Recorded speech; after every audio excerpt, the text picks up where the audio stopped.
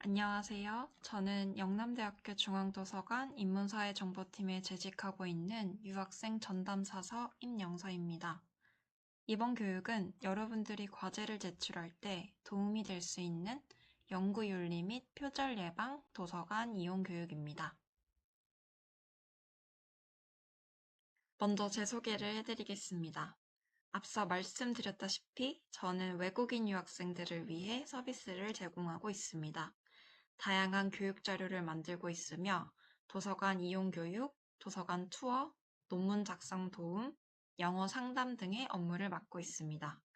또한 상호 대처 업무도 맡고 있기 때문에 여러분들이 공부를 하다가 우리 도서관에 없는 책이나 논문이 필요하다면 언제든지 저에게 요청해 주세요. 저는 중앙도서관 2층 서편 사무실에 있고 메일이나 전화 또는 직접 방문해도 좋습니다. 자, 그러면 교육을 시작하도록 하겠습니다. 여러분들은 과제를 제출할 때 표절 검사를 진행하고 제출하는 편인가요? 이번 교육을 통해 왜 과제를 제출하기 전에 표절 검사를 진행해야 하는지 알려드리도록 하겠습니다. 먼저 목차입니다. 연구윤리의 이해, 연구 부정행위의 사례, 올바른 인용 및 출처 표기법, 카피킬러 실습, 그리고 마무리의 순서로 준비했습니다. 먼저 연구윤리 이해에 대해 말씀드리겠습니다. 연구윤리란 연구자가 연구를 수행하는 과정에서 지켜야 할 윤리적 원칙과 행동 규범을 뜻합니다. 여러분들은 대학이라는 교육의 장소에서 학습하고 연구하는 연구자입니다. 따라서 어떤 학문이든 진실성을 확보하는 것이 중요하고 이는 연구의 결과와 신뢰성과도 연결됩니다. 또한 연구자끼리의 권리를 서로 존중하고 보호해야 합니다. 이것이 잘 지켜지지 않으면 개인 또는 대학 및 연구기관의 명예와 직결되는 문제이기 때문에 학교 차원에서도 신경 쓰고 있는 부분입니다. 마지막으로 연구에 부정행위가 발생하면 법적인 책임이 따라옵니다. 학위가 취소될 수도 있고 징계 및 처벌을 받을 수 있기 때문에 연구윤리를 잘 지켜나가면서 정직하게 연구하는 것이 아주 중요하고 필수적이라고 생각이 됩니다. 그렇다면 연구 부정행위에는 어떤 것들이 있을까요? 크게 4가지로 설명해 드리도록 하겠습니다. 먼저 위조가 있습니다. 위조는 존재하지 않는 데이터나 연구 결과를 허위로 만들어내는 행위입니다. 예를 들어서 논문 자료에 많이 삽입되는 연구를 위한 설문조사를 시행하지 않고 임의로 응답을 만드는 것이죠. 이럴 경우에 연구의 방향성 및 결과의 신뢰성을 잃을 수 있습니다. 두 번째는 변조입니다. 연구 중에 이용한 자료나 장비, 과정 등을 인위적으로 조작하여 연구 내용을 왜곡하는 행위를 말합니다. 이 역시 위조와 마찬가지로 연구의 신뢰성을 잃을 수 있기 때문에 반드시 하지 말아야 할 부정행위 중 하나입니다. 다음으로는 표절이 있습니다. 표절은 이번 교육에서 다루는 제일 중요한 주제입니다. 여러분들이 과제를 하고 제출할 때 가장 주의해야 할 부정행위 중 하나이죠. 타인의 아이디어나 연구 내용 결과 등을 뺏겨서 자신의 것처럼 사용하는 것을 말합니다. 출처를 남기지 않고 인터넷 자료나 책 등의 내용을 그대로 복사하여 결과물을 만드는 것을 말하죠. 마지막으로 부당한 저자 표시가 있습니다. 이는 연구에 참여하지 않는 사람에게 저자 자격을 부여하거나 반대로 연구에 참여했지만 어떠한 이유로 저자에서 제외시키는 행위를 말합니다. 이 부분 역시 뉴스나 기사를 보면 현재도 많이 일어나고 있는 부정행위입니다. 특히 갑의 위치에 있는 사람이 을의 위치에 있는 사람의 연구 내용을 뺏어서 자기 것인 마냥 하는 경우도 있습니다. 꼭 윤리행위를 준수하여 방지해야 할 부정행위입니다. 다음으로 연구 부정행위의 한 사례를 다루고 있는 짧은 뉴스 영상을 함께 보겠습니다.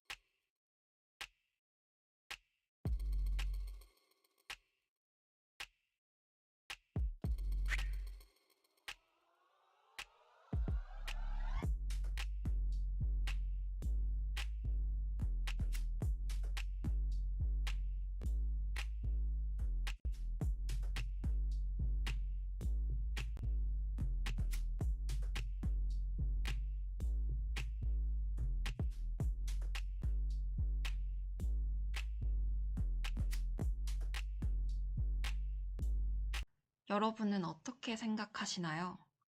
인터넷 기사를 조금만 찾아보면 연구 부정행위에 대한 내용을 많이 찾을 수 있습니다. 특히 요즘은 생성형 AI 사용이 빈번해지면서 윤리의식 없이 무분별하게 부정행위를 저지르는 일이 많아졌는데요. 이러한 요즘 시대에 많은 학생들이 공부하고 학습하는 공간인 대학교에서는 이러한 교육이 꼭 이루어져야 한다고 생각합니다. 저도 업무를 하면서 AI를 너무 잘 사용하고 있는데요. 요즘 시대의 학생들의 AI 사용은 불가피하다고 생각을 합니다. 따라서 이를 얼마나 효율적으로 올바르게 활용할 수 있느냐가 중요하다고 생각합니다. 다음으로는 올바른 인용 및 출처 표기법에 대해 알려드리겠습니다. 학생분들이 과제를 하면서 가장 많이 이용하는 책, 인터넷 기사, 학위 논문, 영상 링크, 생성형 AI 이 5가지를 예시로 설명드리도록 하겠습니다. 먼저 단행본입니다. 단행본은 저자가 1명일 수도 2명 이상일 수도 있습니다. 만약 1명이라면 저자, 연도, 책 제목, 출판사 순으로 작성하면 됩니다. 만약에 저자가 2명 이상이라면 저자, 저자로 작성하면 됩니다. 가장 기본적인 형태라서 여러분들이 가장 많이 사용하고 있을 거라고 생각됩니다. 인터넷 기사 역시 쉽게 찾을 수 있기 때문에 여러분들이 과제에 많이 활용하고 있을 텐데요. 기사는 기자명, 기사 발행일, 제목, 신문명, URL 순으로 작성하면 됩니다. 기자명이나 발행일의 경우 작게 쓰여 있는 경우가 많아서 잘 찾아보셔야 합니다. 학위 논문도 잘 인용되는 자료이기 때문에 기본 형식을 이번 기회에 알아두면 도움이 많이 될 것입니다. 논문은 저자, 연도, 제목, 기관명, URL 순으로 작성하면 되고 인터넷 주소인 URL 경우에는 확인이 가능한 경우에 같이 적어주면 좋습니다. 영상 링크 같은 경우는 앞에 제가 보여드렸던 짧은 영상 밑에도 출처를 남겼는데요. 유튜브나 다른 영상의 링크를 활용할 때 채널명, 업로드 일자, 제목, 플랫폼명, URL 순으로 작성해 주시면 됩니다. 마지막으로 생성형 AI인데요. 여러분들 챗GPT 과제할 때 많이 사용하시죠? AI를 사용해서 과제를 작성할 때 출처를 함께 밝혀주는 것이 좋습니다. 하지만 AI는 정해진 규범이 아직 없으며 이 기본 형식 정도만 작성해주면 좋을 것 같습니다. AI는 오픈AI, 연도, 모델명, 모델 링크 이 순으로 작성해 주시면 좋습니다. 여기까지 5가지 자료의 출처 방법을 설명드렸는데요. 이러한 출처들을 과제나 논문에 어떻게 표시를 해야 하는지 알려드리겠습니다. 여러 가지 방법이 있지만 제일 많이 사용하는 각주와 참고문헌 방법을 실제 논문을 함께 보면서 설명해 드리겠습니다. 실제 논문의 일부분을 함께 읽어보겠습니다. 논문의 내용이 쭉 나와 있고 아래에 번호와 함께 각주가 달린 것을 볼 수 있습니다. 각주는 본문 아래에 바로 출처를 남기는 방법입니다. 각주를 통해서 본문 내용을 보충하는 내용이 들어갈 수도 있고 아니면 이런 식으로 출처를 남길 수도 있습니다. 5번 장은하 2011 한국어 교육평가 연구 등등 이런 식으로 각주가 달렸고 본문을 보자면 장은하 2011은 이런 식으로 제시하였다. 이런 식으로 나타나고 각주 같은 경우는 본문의 장은하 2011에 의하면 어떤 식으로 말하였다, 제시하였다 이런 식으로 표현이 되기도 합니다. 여기서 중요한 거는 저자도 물론 중요하지만 2011년 연도가 빠지면 안 되기 때문에 여러분들도 인용을 할 때 연도 꼭 잊지 않고 넣어주셨으면 좋겠습니다. 논문의 마지막 부분을 보자면 참고 문헌을 대부분 발견을 할 수 있습니다. 참고 문헌은 앞에 있던 논문 내용에서 인용했던 모든 출처를 밝히는 것이 원칙이고, 만약에 본문에서 각주를 달았다고 하더라도 참고 문헌에서 한 번 더 출처를 남겨주시는 게 좋습니다. 반대로 참고 문헌에 썼다고 하더라도 각주도 함께 남겨주시는 게 안전합니다. 참고 문헌은 한글의 자음-모음 순으로 작성을 하면 되고, 앞에 제가 말씀드렸던 자료별로 형태가 조금씩 다르니까 그거 참고해서 과제 낼 때 참고 문헌 꼭 작성해 주셨으면 좋겠습니다. 그리고 마찬가지로 이제 저자와 뿐만 아니라 뒷부분의 연도도 함께 꼭 잊지 말고 작성을 해주시는 게 중요합니다. 다음은 카피킬러라는 프로그램을 어떻게 사용하고 실습하는지 보여드리도록 하겠습니다. 여러분들은 카피킬러라고 들어보셨나요? 카피킬러는 대학 및 교육기관에서 사용되는 대표적인 표절검사 시스템입니다. 문서의 유사도를 자동으로 분석하여 표절 가능성을 확인해주는 서비스입니다. 표절률을 측정한 다음 어떠한 문장이 표절 의심이 되는지 여러 근거도 확인할 수 있으며 표절 검사지를 다운받아서 필요한 경우에 과제와 함께 제출할 수도 있습니다. 영남대는 카피킬러와 제휴를 맺고 있으며 영남대 소속인이라면 누구나 이용 가능합니다. 자, 그러면 바로 어떻게 카피킬러를 사용하는지, 그리고 실제로 문서를 한번 평가하는 실습을 한번 해보도록 하겠습니다. 먼저 여러분들이 많이 이용하시는 영남대학교 LMS 홈페이지에 접속해주세요. 그런 다음 통합 로그인을 해주시면 됩니다. LMS 로그인하고 나서 조금만 내려보면 표절 검사라고 있습니다. 이거 누르시면 영남대학교 전용 카피킬러 캠퍼스로 연결이 되기 때문에 빠르고 쉽게 접속할 수 있습니다. 아니면 또 다른 방법이 있습니다. 구글이나 네이버 창에 영남대학교 카피킬러라고 검색을 해주세요. 영남대학교는 카피킬러와 제휴를 맺고 있기 때문에 영남대학교 전용 카피킬러 캠퍼스 홈페이지가 있습니다. 여기서 yu.카피킬러 확인 한번 해주시고요. 로고도 볼 수 있습니다. 여기서 이제 한국어 또는 영어로 언어도 변경 가능하고요. 저는 한국어로 한번 해볼게요. 이제 로그인을 한번 해야 되는데 로그인은 저희 영남대학교 포털 LMS 여러분들이 쓰는 그 아이디와 동일합니다. 저는 이렇게 자동 로그인 돼서 로그인이 되었고요. 이렇게 여러 군데 홈페이지 둘러보시면 여러분들께 유익할 만한 정보들이 되게 많아요. 그래서 혹시 조금 어렵다, 카피킬러가 어떻게 사용하는지 모르겠다 하면은 이용 방법, 회원가입 로그인, 어떻게 문서 평가를 하는지, 문서 업로드 어떻게 하는지 이게 글로 되게 자세하게 써 있거든요. 그래서 원하시면 찾아보시면 좋을 것 같습니다. 자, 그럼 메인 화면으로 돌아와서 실제로 문서를 한번 평가를 해보겠습니다. 문서 평가 버튼을 눌러주시고요. 이제 여러 가지 기능이 있습니다. 문서 평가 같은 경우는 가장 기본적인 여러분들의 과제의 표절률을 검사하는 기능입니다. 어떤 부분이 이제 표절 의심이 되는지, 그리고 이제 챗GPT를 이용해서 작성한 과제인지 그런 거 평가하는 기능이고요. 두 번째, 표 이미지 표절 검사 같은 경우는 이제 과제 안에 들어가는 표나 이미지를 그 이미지가 표절인지 그런 것도 검사를 해주고 있습니다. 비교 문서 같은 경우에는 이제 기관이나 학교가 가지고 있는 이제 공개되지 않은 문서들, 이제 카피킬러가 자체적으로 가지고 있지 않은 데이터베이스 같은 것들을 이제 등록을 해서 직접 검사를 하는 그런 기능입니다.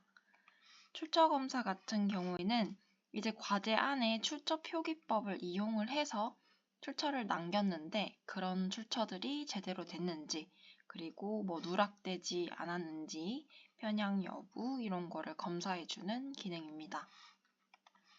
문서 차이 검사 같은 경우에는 이제 여러분들이 두 개의 문서를 올려서 이 두 개의 다른 점, 특히 이제 보험 약관 서류 같이 되게 글이 빽빽하고 이게 읽기가 힘든 글들이 있잖아요. 그런 거를 이제 카피킬러에서 찾아서 어떤 점이 다른지 그런 걸 비교해주는 기능입니다. 유용한 정보 들어가시면 제가 앞서 이제 교육을 했던 출처 생성기, 출처 표기법 굉장히 자세하게 다 설명을 해주고 있거든요.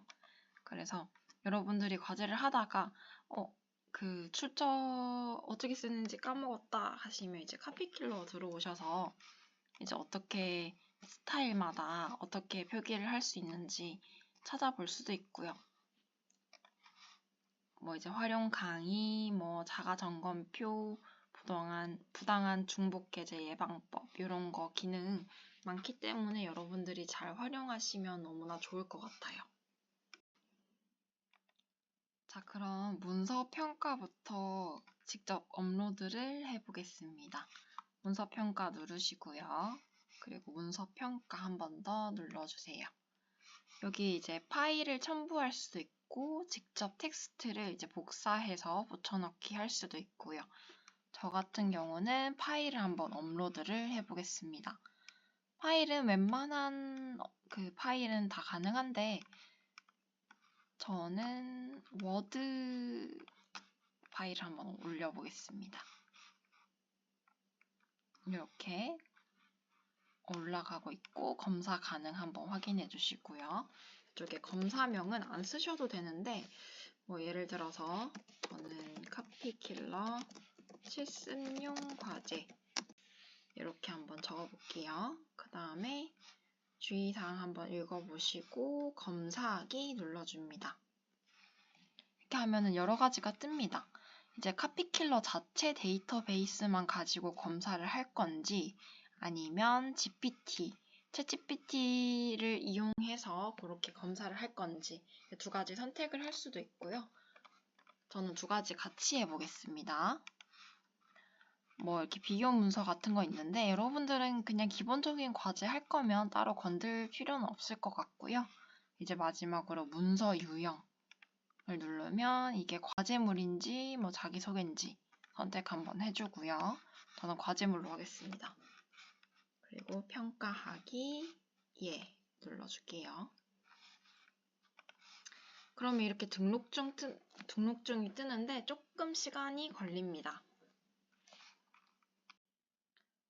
이렇게 기다리면 표절률이 뜹니다.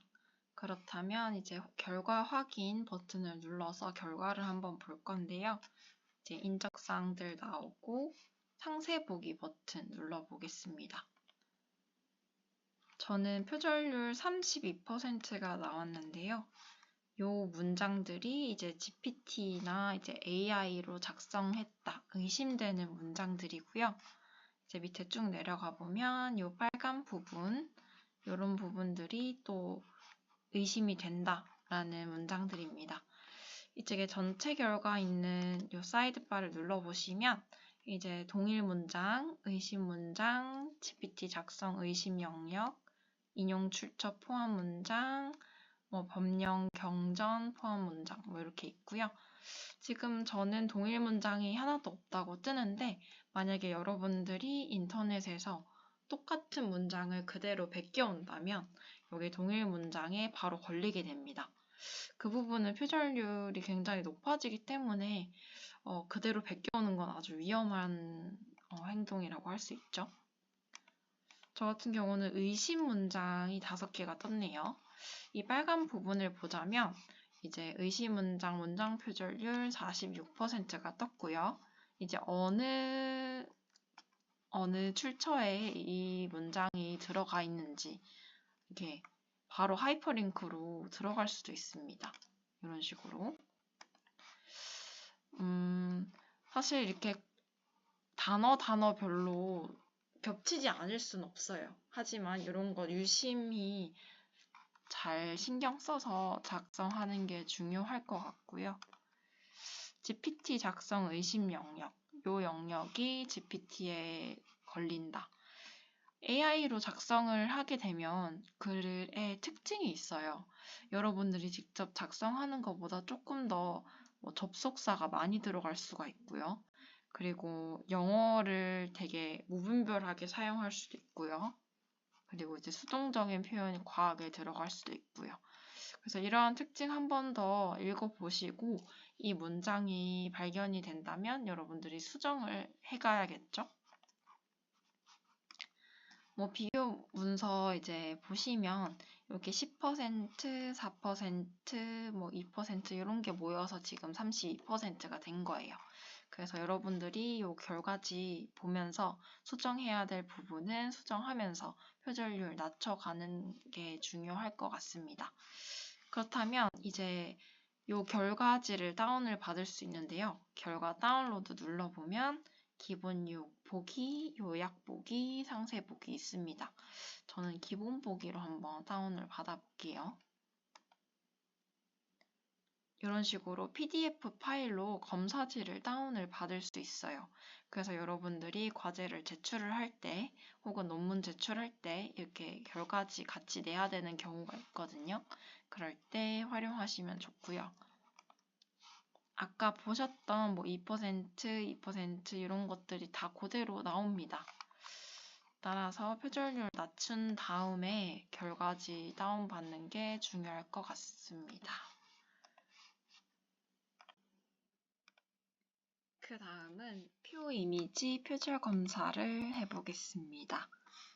표 이미지 표절 검사 들어가셔서 검사하기 눌러주시고요. 업로드 가능 용량이 20MB고 2개의 형식의 파일을 지원을 합니다. 따라서 저는 PDF로 다운받은 다음에 업로드하는 것을 추천드리고요.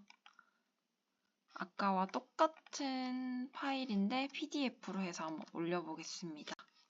검사 가능 한 번 더 확인해 주시고요.